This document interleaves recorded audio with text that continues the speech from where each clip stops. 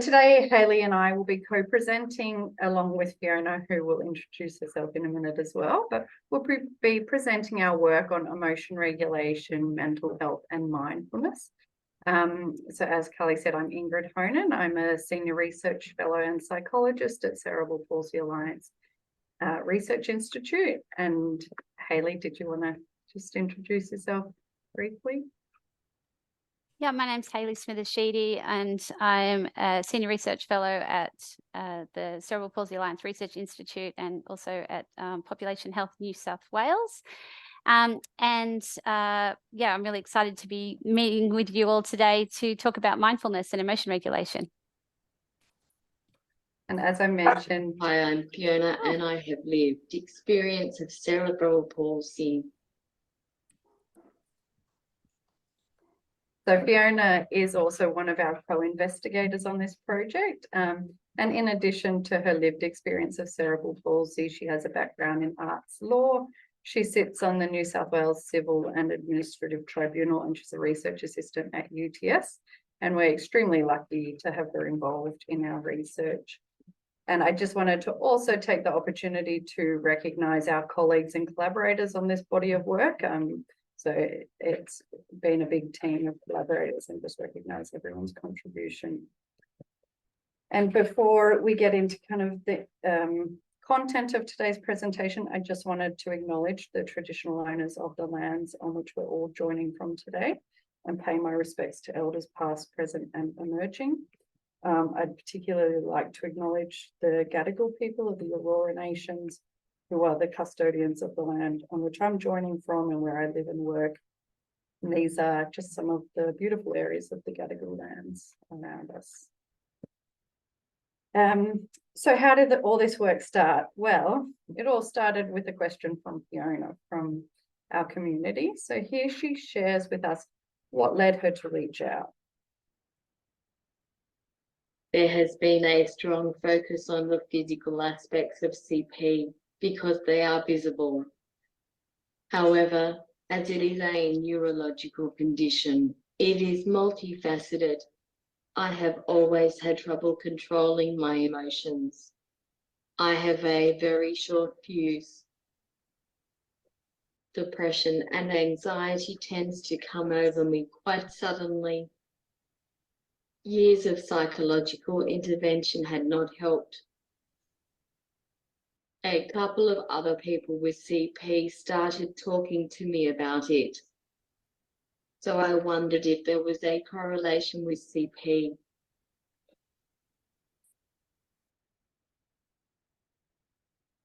So when Fiona asked us whether there was a correlation between emotion regulation, mood difficulties and CP, we looked obviously to the literature. And while behavioural difficulties, including emotion regulation difficulties, are well documented in children with CP, there was little information in the adult space.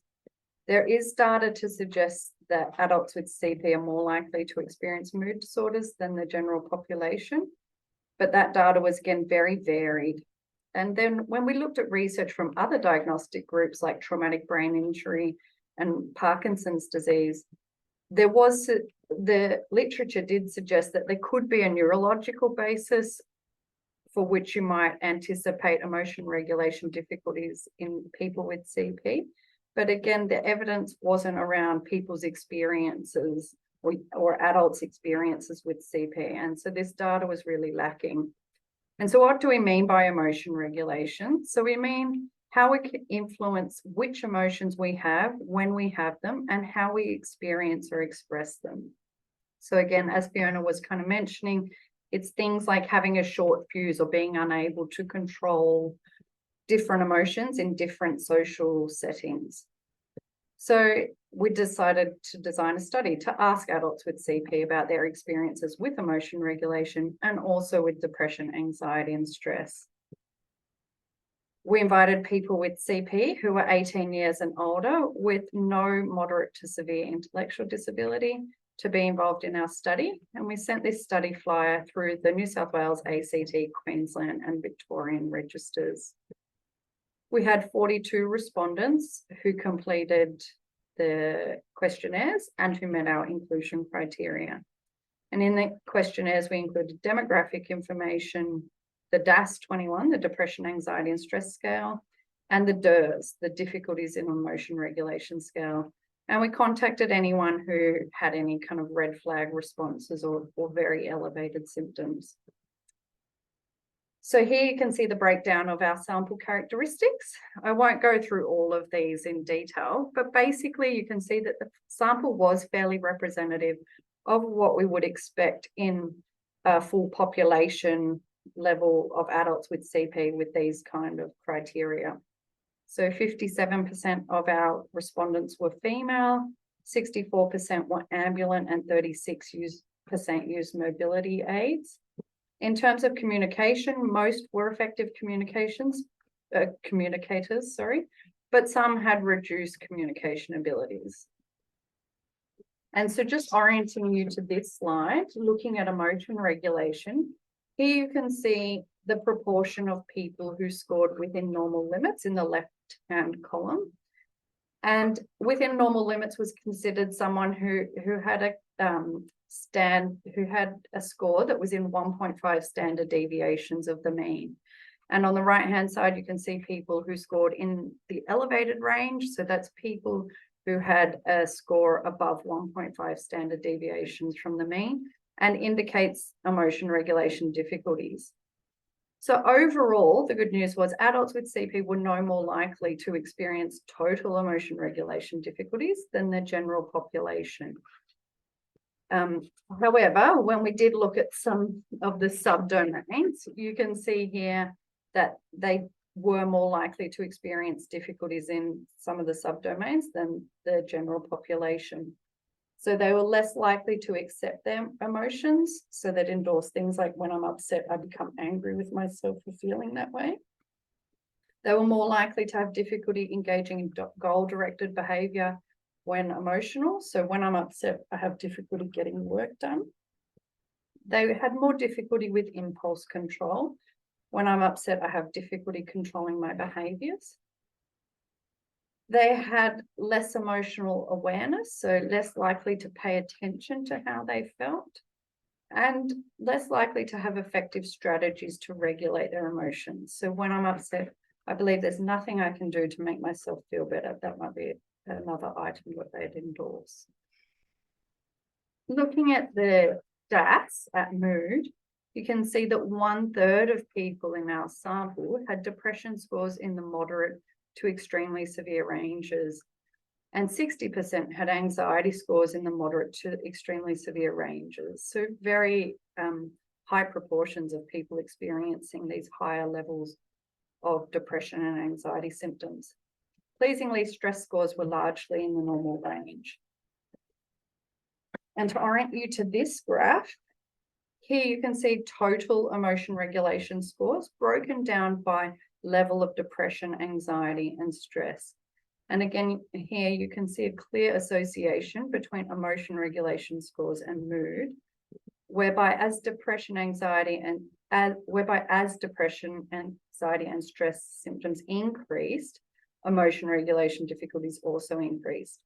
So this kind of really spoke to what Fiona was asking us about people experiencing.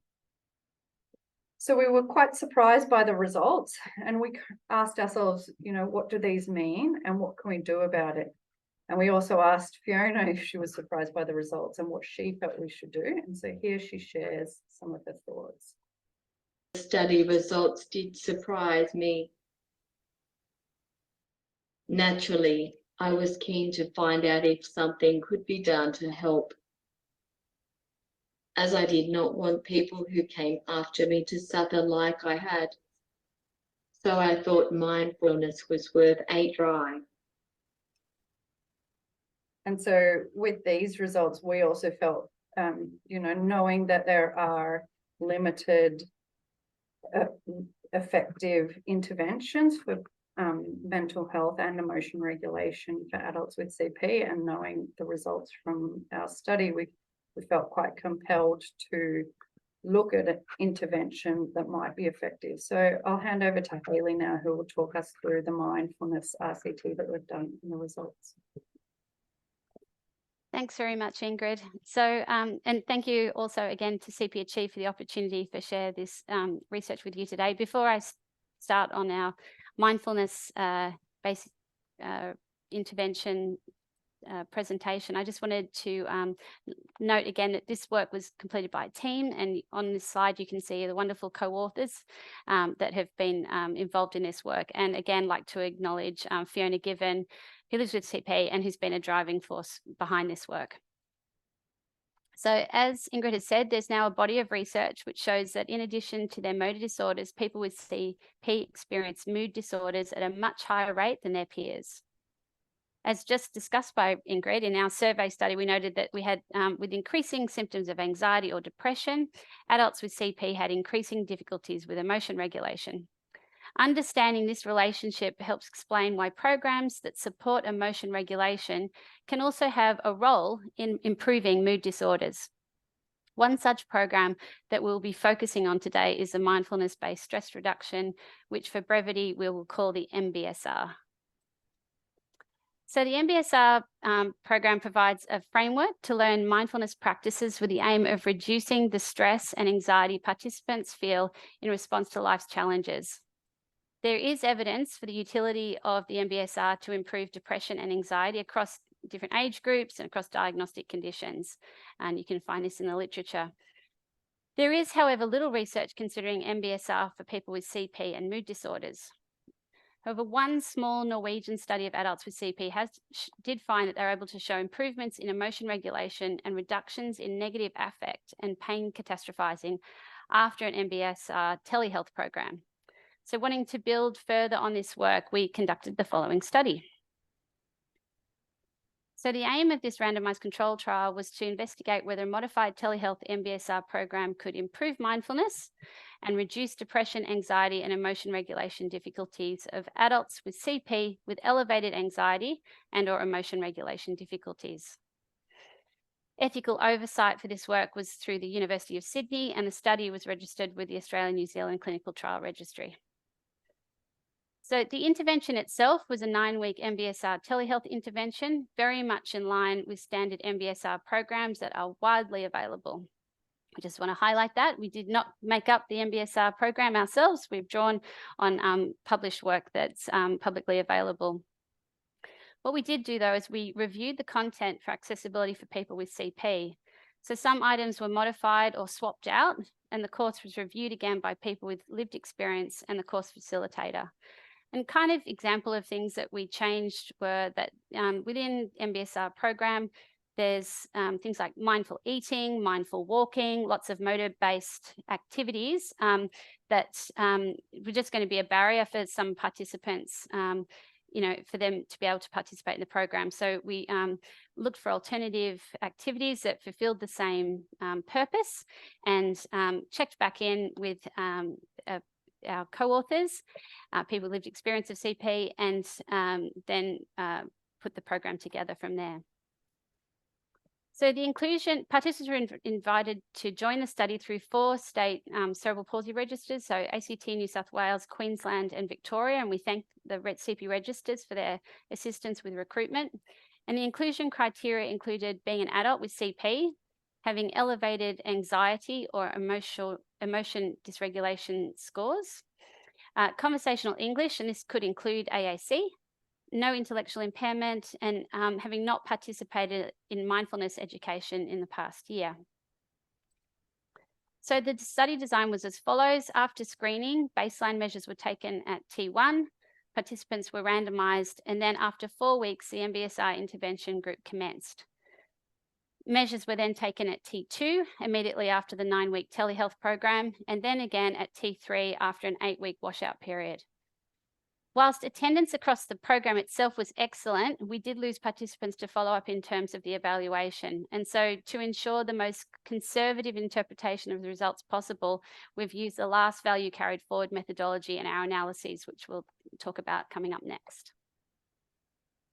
So baseline, we found no significant differences in socio-demographic or clinical characteristics between the MBSR and the control groups. And of note, half of all the participants reported one or more psychological disorders listed here on the right-hand side. And this, I guess, in some ways we should have seen this coming in terms of that there would be people with psychological disorders that would want to participate in this program, but I guess we were surprised that it was half the group. Okay, so the results, our primary outcome was knowledge of mindfulness as measured by the Cognitive Affective Mindfulness Scale Revised, specifically the mean change between groups T1 to T2. So we are looking at change in mindfulness knowledge. And here we found no significant difference between groups using the very conservative analysis method.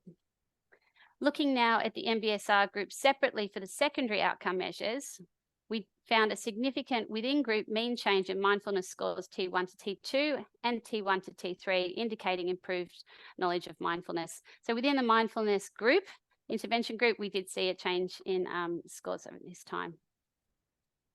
Looking at the within-group change for the DAS-21 scales, subscales, there are improvements across all three subscales with significant changes in mean scores between T1 and T2 for depression and stress, and anxiety scores also declined, but not significantly. The last secondary outcome was emotion regulation measured with the difficulties in emotion regulation scale. And in the MBSR intervention group, T-scores declined significantly, T1 to T2 and T1 to T3, indicating improvements in emotion regulations that were maintained at 8 weeks. So a strength of this study was the use of telehealth. Australia, as we all know, living here is a geographically very large country, and by using telehealth, we are able to remove many of the barriers to participation, including travel time and associated costs. The main limitation of our study was the loss to follow-up. So the advantage of telehealth was that you can have a geographical spread of participants. A disadvantage of that is it's more difficult to follow up participants, and which we were limited to phone calls and email reminders to prompt people to complete their T2 and T3 surveys. The loss of follow-up was beyond the 10% we had allowed for in our design, and it did impact our ability to show a between-group effect. So in summary, for the primary outcome, we found no significant between-group difference in change of mindfulness knowledge, T1 to T2. However, secondary outcomes within the MBSR intervention group included significant improvements in the mean change of mindfulness scores, T1, T2, and T1 and T3, improvements in depression and stress scores, improvements in emotion regulation scores. We're also completing a companion study, which will report on participant insights, including outcomes beyond the primary and secondary outcome measures. And we really look forward to sharing these results with you in the future. We're just doing the analysis, and it's really exciting to see what participants are reporting about their experience of the program. So take-home messages from this work are that mood disorders and emotion regulation difficulties are overrepresented in adults with CP. MBSR programs such as a modified version trialled in this study are emerging as an important tool to support better mental health. This study shows that MBSR programs can be modified to be accessible and can improve depression, stress, and emotion regulation in adults with CP. I don't want to finish the presentation today without sharing some thoughts from our co-author Fiona Given about what families and people with CP should know about mood and emotion regulation difficulties. To be aware of the fact that there is a high incidence of anxiety and depression, as well as emotional dysregulation in CP. It is a balance. While we do not want to scare parents, it is important that they are not left in the dark, not understanding what is going on for their children. It is also important that support workers understand so that they know we are not just being difficult.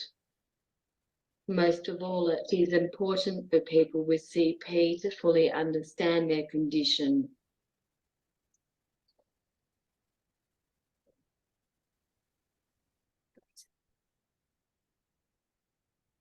And I think we're going to open up for some discussion now, and we have some other future next steps, but we'll see how we go for time.